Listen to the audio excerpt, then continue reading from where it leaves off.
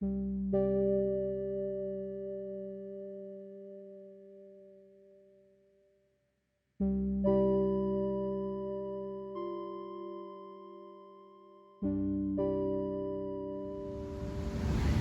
my name is Natalie Danielle. I'm an illustrator, designer, and storyteller. In my artistic practice, I really love to tell my own stories as well as the stories of people around me. I believe it's one of the most effective ways to promote sympathy and vulnerability amidst a culture of very diverse people, because really at our core, we're undergoing the same human experience, and I believe that that's something that can really unify us. So that's why I really emphasize that in my body of work. And one of my most recent projects was actually a collaboration that I did with author Lisette Diaz. We made a children's book entitled La Viejita Ramonita, and it released at the end of last year. But for this year, I was thinking about what I wanted to do for my senior project, and I've always had this this budding interest in animation. And I think it really stemmed from my childhood. I used to love watching Studio Ghibli movies, Disney movies, any kind of animated movie. I loved it, but especially the Studio Ghibli movies. There was something about how abstract and just surreal they were, but so imaginative, so much fun, and I just felt like it really unlocked my mind and just the potential for what art can do. And really at the core of each of the Studio Ghibli movies that I watched, there's this character development, this growth of a human being that I could always relate to, no matter how crazy or magical the world was that they lived in. And so this is something that I was thinking about a lot this year when I was working on my senior project, and I really wanted to cultivate that. Like, how could I tell a story through animation that is imaginative, that sparks creativity, but still at its core relates to the human experience. Basically, this started off, my project entitled Identity, which is what I'm going to speak about today. And so identity, it started off as an experience. I remember one day I was experiencing this case of imposter syndrome, and I'm sure many of you have felt that before. But I know for me, there were a lot of life changes that were happening at the beginning of this year, a lot of changes in my relationships with other people, as well as even just the fact that I was graduating and that I wasn't going to be a student anymore.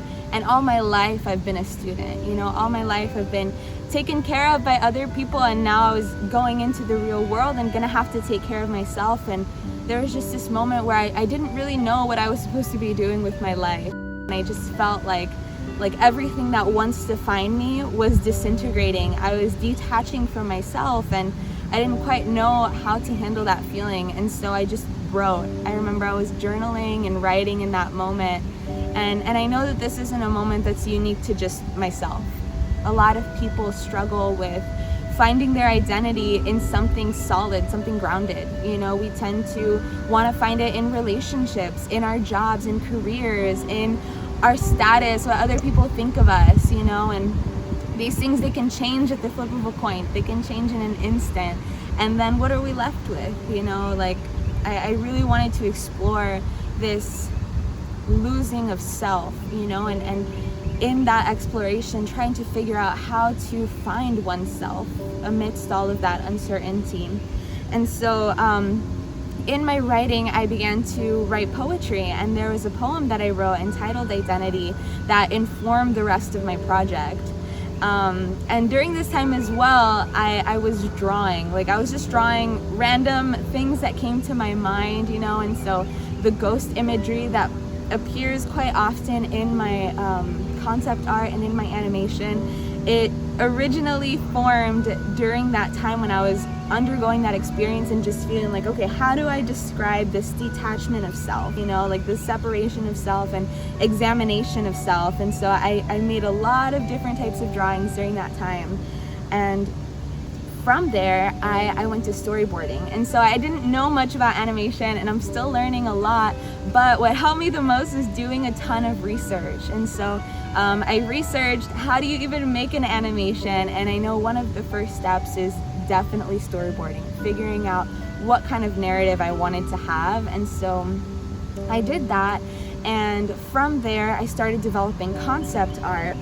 And it's so funny because my work is very versatile, and so I often have troubles settling on a certain visual language or a certain visual style that I want to build upon and grow. And so my first drafts of this concept art for this project look very different than what I have now, and after getting feedback from a group of artists, my community, which I'm super grateful for, I decided to not oversimplify everything, because I thought I had to oversimplify things in order to make an animation.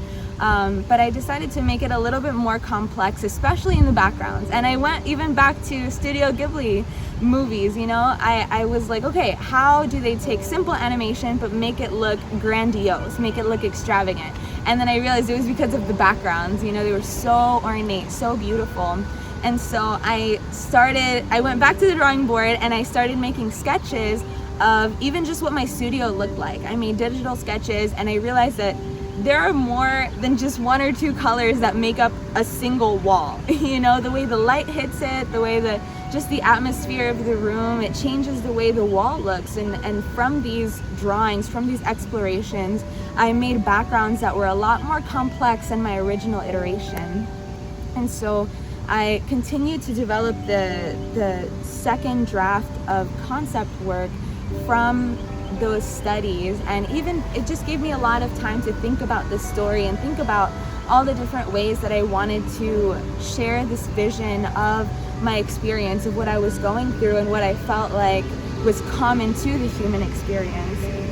And so I'm really grateful for my studio space, because a lot of the time that I was working, it was very uncomfortable, it was very hard, because I felt like I didn't know what I was doing, and so I'm grateful that I had this space to go every day, and just force myself to work through the uncomfortability, to ideate, to not be afraid to go back to the drawing board and research all over again.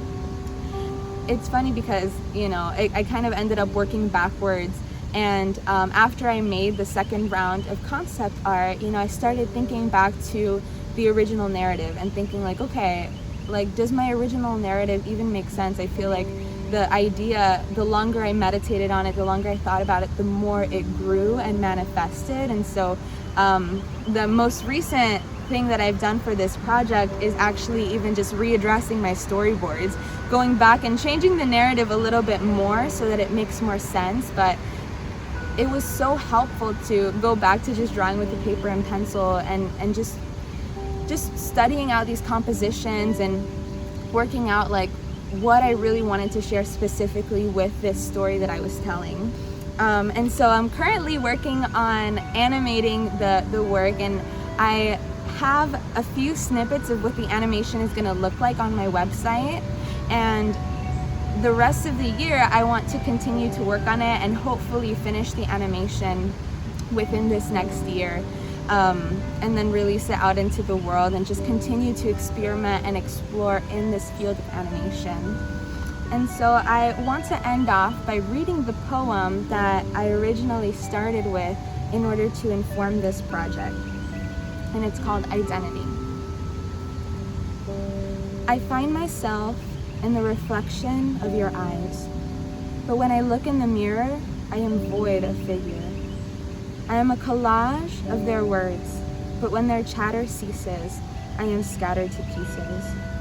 My mind floats away from my body like a balloon run wild from the hand of a child. Looking down, I see someone has filled my shoes. She's made up of your words, your gaze, your criticism, and your praise.